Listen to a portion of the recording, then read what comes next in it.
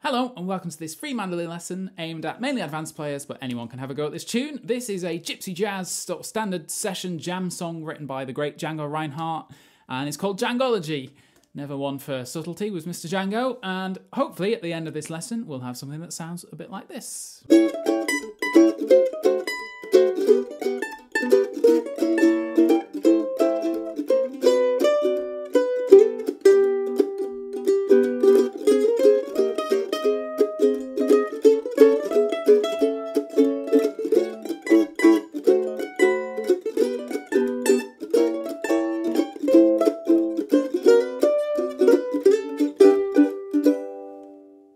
We're going to be doing both the chords and the melody in this lesson, and they are all included in a free PDF, so all the melody, chart, shapes, rhythm suggestions that you need can be downloaded at the link below.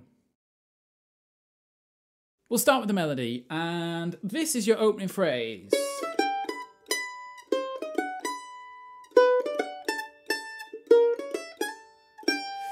Really cool Gypsy Jazz sort of interesting harmonically what's going on there, but what I want you to be aware of, and as an advanced player, as soon as you play a phrase like this that's written on guitar, and if you watch guitarists, it's kind of, it almost goes across the strings in a really neat way because it was written on guitar, whereas when we transfer it to the mandolin,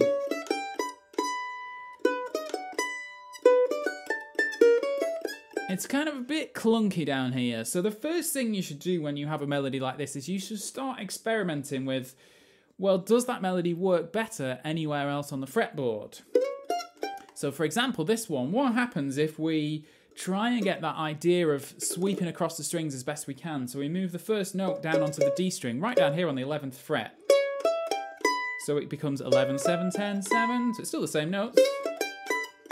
So that's kind of sounding nice. It's a bit more of a neat arpeggio shape. And then the second one becomes 10, 6, 9, 7, and then 9, 5, 9, 5, 5, 8, 4, 7, 5. So although the numbers are slightly confusing if you try and think of them, it's certainly a bit neater to do.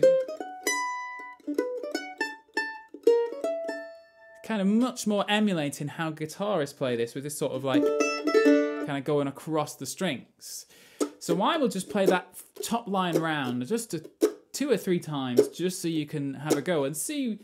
You're more than welcome to play the phrase down here, but I will be playing it down here. So let's just try it together. Just once you've got this, the rest of the tune flows quite easy. 1, 2, 3, 4. 9, 5, 9.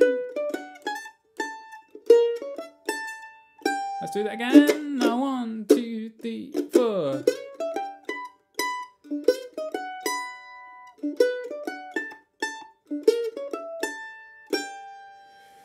So as you can see, with each bar, because we have a little chromatic thing, each bar starts 1 fret lower than the previous one, 11, 10, 9, 8, and each one, my ring finger is starting that phrase off. And then what happens, a very simple melody happens, because if you listen to the old Django recordings, there's never really a melody appears. It's almost just like a 2, 2, 5, 1, A minor 7, D minor, D7, G to finish. So the melody is very simply,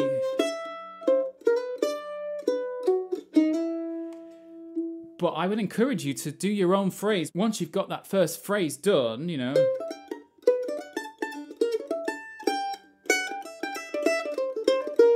do yourself a little phrase that gets you back to G. I will just stick to the simple thing here, but I would encourage you that as a little moment of improvisation, a little sort of 3 or 4 bars of improvisation. When we get to the B part, the very short 4-bar B part, we have a similar thing to A part. We have an A flat scale, which is not that neat on the mandolin. So I actually prefer it if I do a little position shift and start with my ring finger on the A flat, and then do the same thing, just shift it down for the next phrase. So once again, as an advanced player, as soon as you see phrases with in odd keys, lots of accidentals, can I explore the neck? Can I use the neck to my advantage to make it easy to play? And that is the perfect example. We'll have a full jam of the tune at the end of this lesson, But that is basically the A and the B part encapsulated. It's sort of a very Gypsy Jazz. It's a jam song, so the melody can be quite simple, so there's freedom for improvising. The chords. When we come to playing the chords, I've included the chart, or the chords are above the music. So we start with an A7, then a D7, then a G, then a B flat diminished 7. Now, when you're playing Gypsy Jazz, you want chords to be as chunky and short as possible. Chunky is the word I've used to describe them. You don't want, you know, A7, D7, G. You don't really want the open sound. You want almost like a bluegrass with a swing. So I have chosen this A7 because that leads neatly to this D7. And then for G, in swing circumstances, I like this one, 4-5-2. Because you can get that chunk without having to do the full chop chord. And then a B flat diminished 7.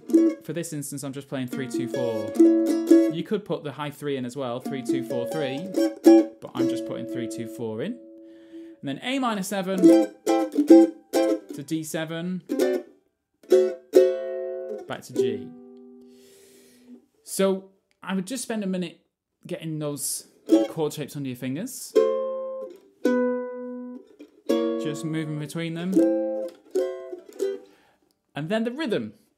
So when you listen to the old Hot Club of France with Django's brother accompanying him, they're amazing rhythm guitarists. They've kind of got this going on. It's sort of bass, strum, up, bass, strum. That sound. So you could get away with just downstrokes. You could just be A7, just bass and strum. But that upstroke, you know, without upstrokes, you can't really hear swing, because if you're just playing downstrokes, all your notes are falling on the beat. So you don't actually know if you're swinging it or playing it straight. So the addition of that upstroke after the strum sort of is like, here's our swing. So if I was to just hang on the A7 chord and slow it down, you can hear where I'm coming from.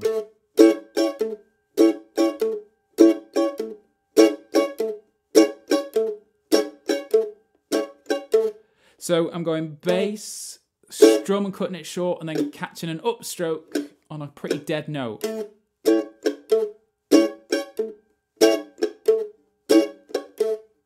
And if you speed that up.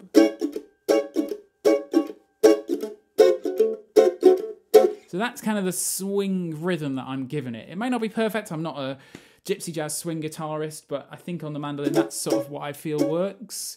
And that's how I'll be playing it. If you're struggling with getting the chord shapes, you can just bass and strum. Does your job. You just want, whenever you put an emphasis, you want the note to cut short quickly. So that's what you're going for. When it comes to the B part, and it goes to A flat, you sort of, you know, A flat, E flat 7. There's actually a slightly simpler way. If you think of that G chord we were just playing, and A flat is a semitone above G, so just move your G down a fret. So you get 5, 6, 3. And then the E flat 7 becomes 3, 5, 6. So, and then when it goes to the next phrase, do the same thing, just a fret lower again for the A. So quite often what looks like complicated chords can be simplified into neat patterns.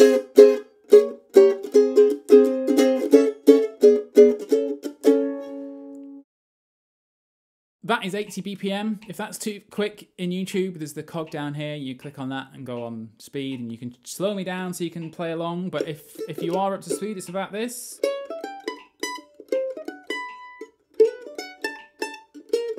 And if you're playing chords. So there's quite a speed to it, but you've got to have a bit of speed to really feel that Gypsy Jazz swing. So we're going to do the whole thing twice through, just to give you plenty of opportunity to try melody and chords. I will split screen the chords and the melody so you can sort of play along with either at any point. And here we go. 1, 2, 1, 2, 3, 4.